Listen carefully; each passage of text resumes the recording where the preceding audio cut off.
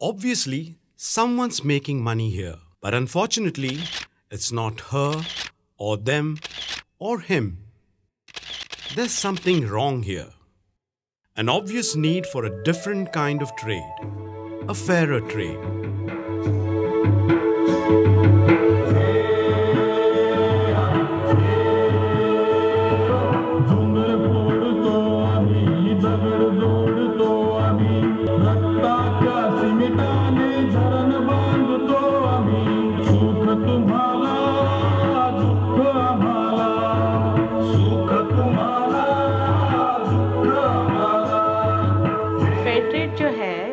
पश्चिमी देशों से हमारे देश में आया है, पर बेसिक आइडिया जो है वो गांधीयन फिलॉसफी है।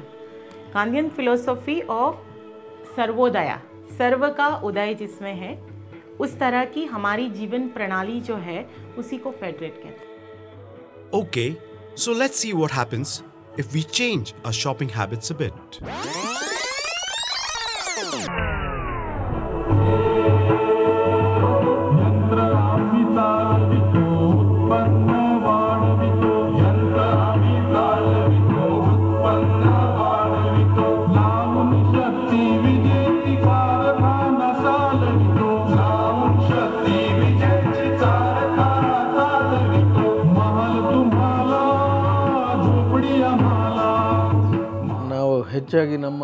We have been woodcarvers since our great-grandfather's time. Those days, we used to sell our products through brokers.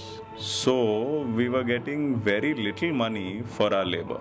This made life extremely difficult.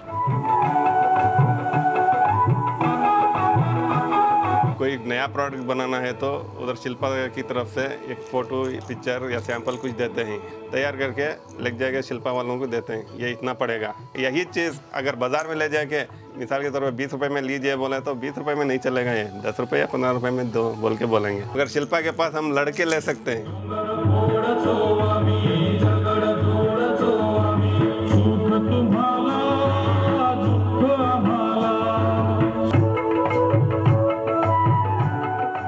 India's large percentage is unorganized sector, and unorganized sector has no laws, no values. You can be exploited at any time. There is contractorship, subcontractorship, so we fight against them.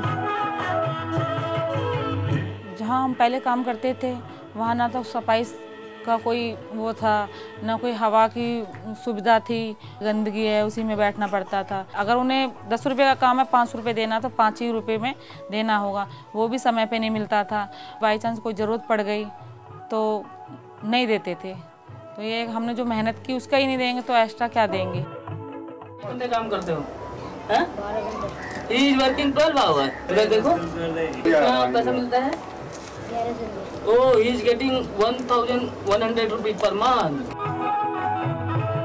इधर शिल्पा में जो है पैसा पहले से मिल जाता है, पहले से ऑर्डर देते हैं, ऑर्डर के साथ हमारे को पैसा भी देते हैं। बाजार में नहीं देगा, जाओ माल लेके आओ, बाद में पैसा लो बोलता।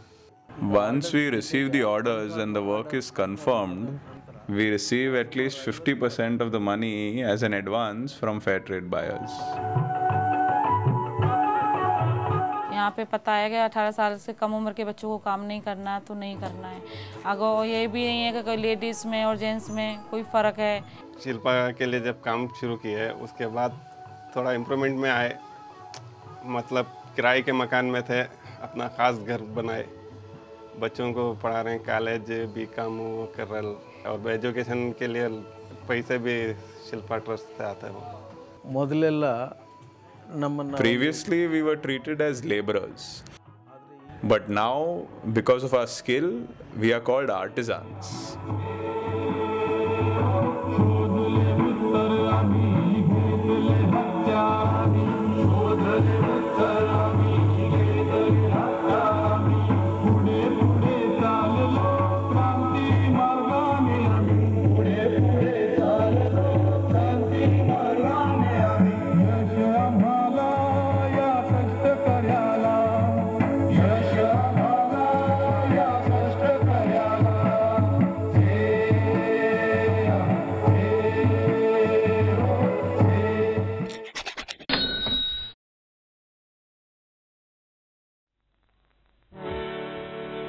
गीत गा रहे हैं आज हम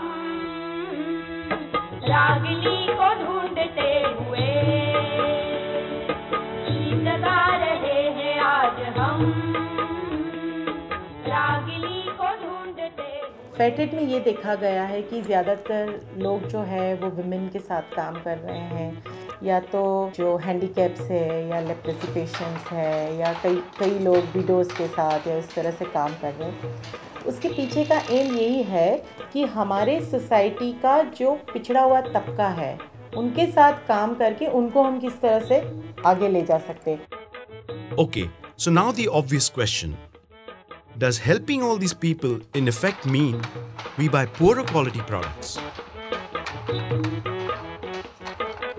By charity or by sympathy, people will buy once, twice, but not repeatedly every time. We are getting repeated orders for last 35 years, which proves their satisfaction that they are getting by the quality which we give stress on every step of our production. जिंदगी का दौर आज से दोस्तों को हम सिखाएंगे। On the name of Fairtrade, we cannot go on selling the same items. We have to have all the criteria of Fairtrade as much as possible, but at the same time, consumer needs new designs. It may be of the stone waste beads, or we make of the bone. You know, this is a new design, and we should really, if we want to sustain ourselves, we want to exist, we must give as much emphasis on new designs. In this regard, FTFI has really helped us. We participated in different market exposure programs, and we got the idea of the trends from very eminent designers.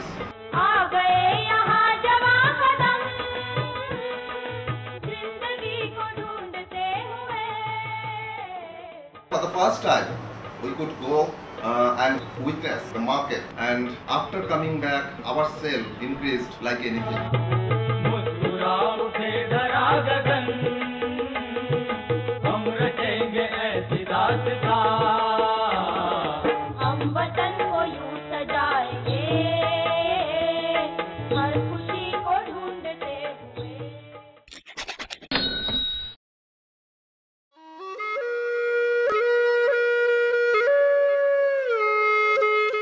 And of course, fairer trade means fair to the next generations too. So there's an effort to keep it environmentally friendly. There's a lot of waste when we make a one piece. Can we do something out of this? For example, when we were making this stone product, we realized that we have a lot of small pieces of stones there. I thought, why not join them with the stone? And you can see we are able to make this chip pastel and mortar. बनाए गांव डुबोए कारखाना बनाए जंगल काटे खादान कोड़े century बनाए बांध बनाए गांव डुबोए कारखाना बनाए जंगल काटे खादान कोड़े सेंचुरी बनाए. What can you do with the waste? And certainly we can do a lot, and this photo frame is an example, and we are selling it. The environment doesn't take care of itself. People take care of the environment. And in particular, in the case of agriculture, farmers are directly connected to care for the environment. India's seen a huge economic boom over the last 10 or 15 years. And for a lot of people in the country, the middle and upper middle class, it's meant opportunity like never before. And that's a great thing. But I think everybody knows that that opportunity hasn't trickled down to everyone in the same way. During the same boom period, since '97, it's estimated that over 2 lakh farmers have committed suicide out of desperation. Now, we would expect that everybody, including farmers, would take care of the environment. But when you're talking about someone who's extremely poor, who's struggling to get by, then it's extremely difficult for them to put together the resources, and they don't necessarily always have the techniques at hand to be able to invest in caring for the environment. And so what fair trade is about vis-a-vis the environment is empowering farmers with the resources and the knowledge to be able to farm sustainably, take care of the environment, and make sure that they have the environmental resources for their own sustainability and their own livelihood for the future.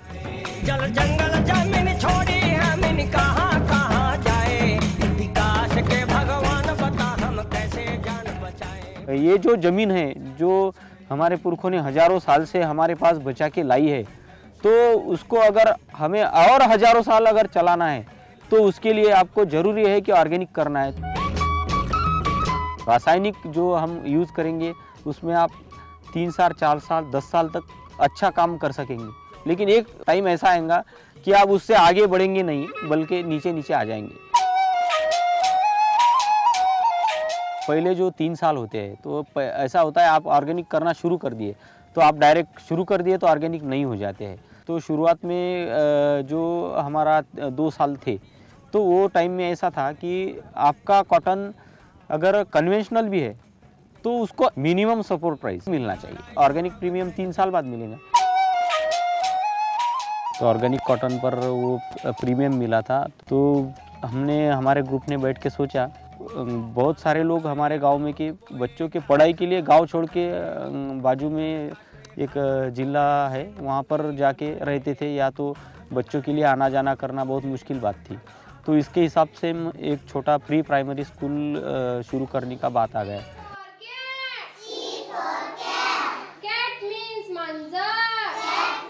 तो उससे गांव का फायदा हो गया कि गांव के लोग शहर में जाना बंद हो गए, और गांव में अगर पैसे वाले लोग गांव छोड़ के जाते हैं तो वो गांव की पोजीशन खराब हो जाती है। अगर मैंने अगर ऑर्गेनिक नहीं किया तो मेरी आगे की जो पीढ़ियाँ है तो उनको मशीनों के साथ काम करना पड़ेगा, खेती के साथ नहीं। गाँव छोड़ब नहीं, जंगल छोड़ब नहीं, माय माटी छोड़ब नहीं, लड़ाई छोड़ब नहीं, गाँव छोड़ब नहीं, जंगल छोड़ब।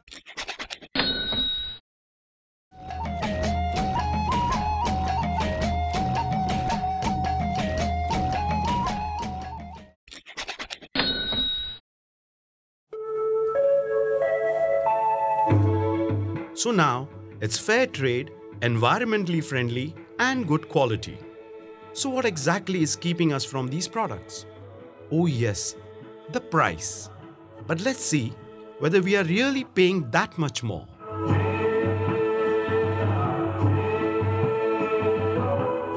We are selling products from a range of about 100 rupees till about 2000 rupees. It consists of home decor, it consists of functional items.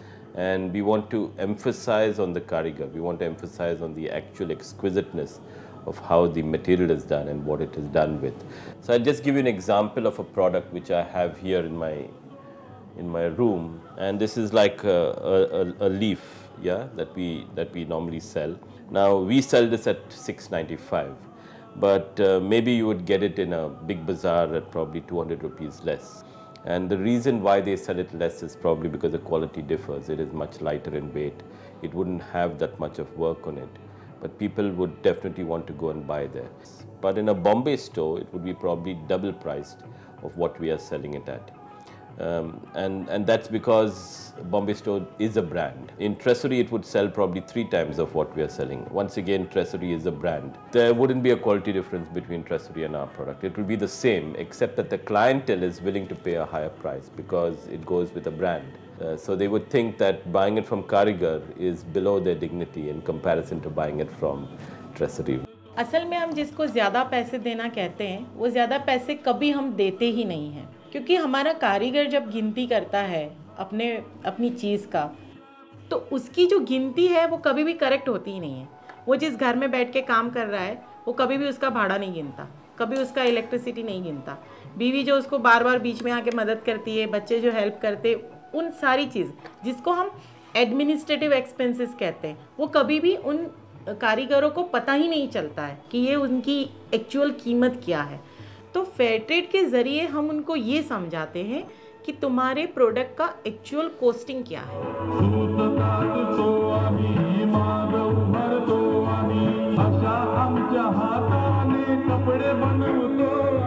Consumer को भी ये गिनती नहीं पता है कि सस्ता खरीद के हम कितना नुकसान अपने आप को कर रहे हैं, हमारे पूरे देश को कर रहे हैं, हमारे पर्यावरण को कर रहे हैं। तो फेयर ट्रेड जो है वो दोनों तरह से अवेयरनेस की बात है, कंज्यूमर को भी अवेयर करता है एज वेल एज कारीगर को भी अवेयर करता है। Let's take, for example, a shirt like this that maybe you would pay $1,000 for. Now, as a consumer, you're paying $1,000 for it. There's actually maybe $40 worth of cotton in that shirt. So let's say we talk about giving the farmer an extra $10, for example.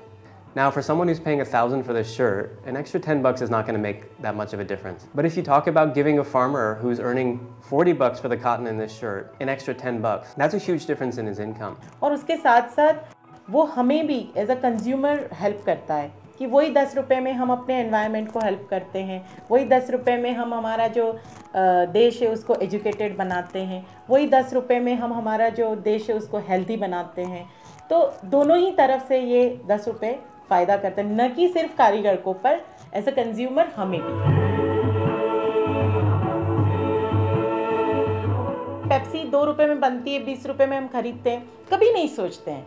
और उसके एवज़ में कंपनियां हमको बहुत अच्छा वो भी देती है कि ये 2 की जगह 20 क्यों देना है, क्योंकि हमें शेयर होल्डर्स को हमारा मुनाफा दिखाना है, रिटर्न ऑन इन्वेस्टमेंट हमको चाहिए, या हम जो एडवर्टाइजिंग का एक्सपेंस कर रहे हैं वो चाहिए, हमारा एडमिनिस्ट्रेटिव एक्सपेंस चाहिए वो चाहिए। हम वो सारी चीज़ें आराम से मान लेते हैं। जब कारीगर की बात आती है तो यही सारे खर्चे हम कभी नहीं सोचते हैं कि उनको भी तो रिटर्न ऑन इन्वेस्टमेंट चाहिए। उनका इन्वेस्टमेंट जो है अपनी कारीगरी है, तो उनको रिटर्न ऑन इन्वेस्टमेंट क्या देते हैं हम?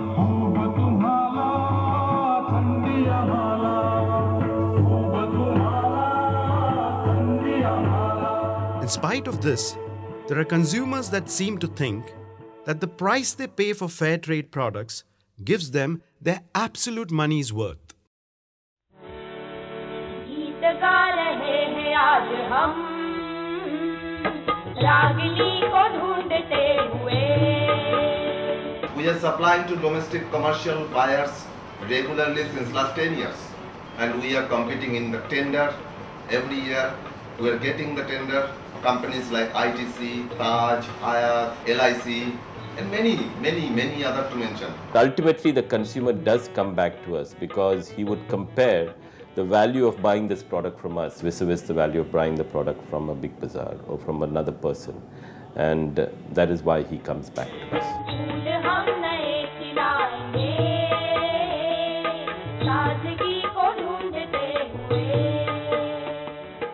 The tide is changing, and fair trade producers are now beginning to make their mark among many mainstream buyers as well.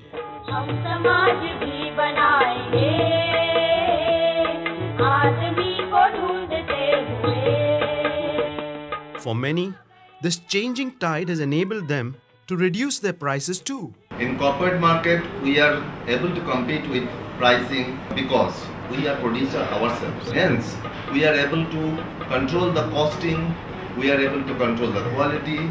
We have got our retail counters which are intended to take care of the administrative expense of the organization. So, the hard-earned money of these producers goes back fully to them.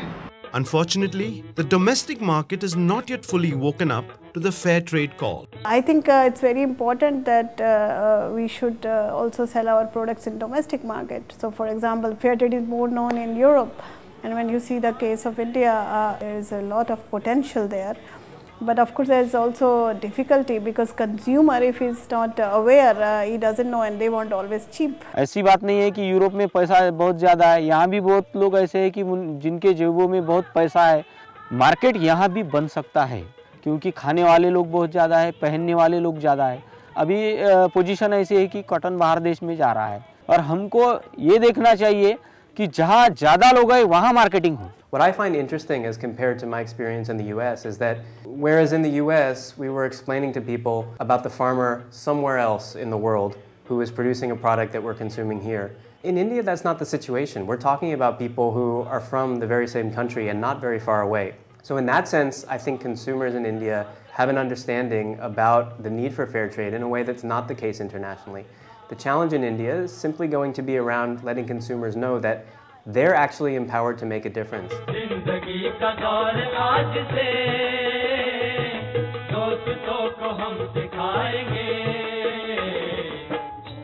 जब fair trade की बात करते हैं, awareness generate करते हैं और consumer को होता है कि चलो खरीदते हैं, पर कहाँ से, उसकी जगह अभी फेयर ट्रेड फोरम इंडिया ये नेटवर्क ऐसा काम कर रहा है कि जिसमें सभी 40 शॉप्स के अंदर सभी लोगों का चीज़ मिलेगा, ताकि अगर आप बम्बई में बैठे हैं या अहमदाबाद में हैं या दिल्ली में हैं, आपको पूरे इंडिया के जो फेयर ट्रेड प्रोडक्ट है हर एक शॉप में मिलेंगे।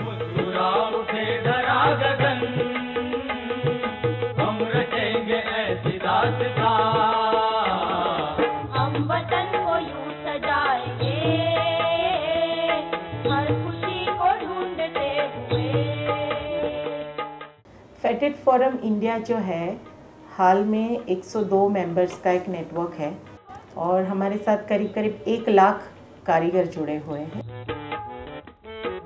Other organizations are benefited from our activities, and at the same time we are really benefited from other organizations.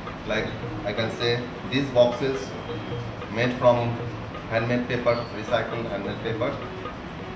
We are making this for Tara projects for their jewelry. And at the same time we are taking the papers from SKVIS, which is in Canning.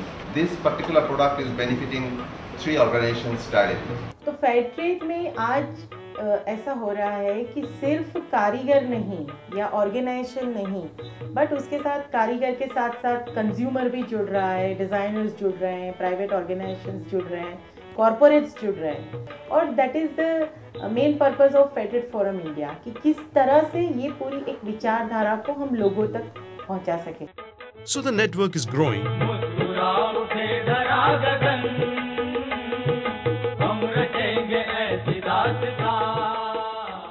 And we can be a part of it.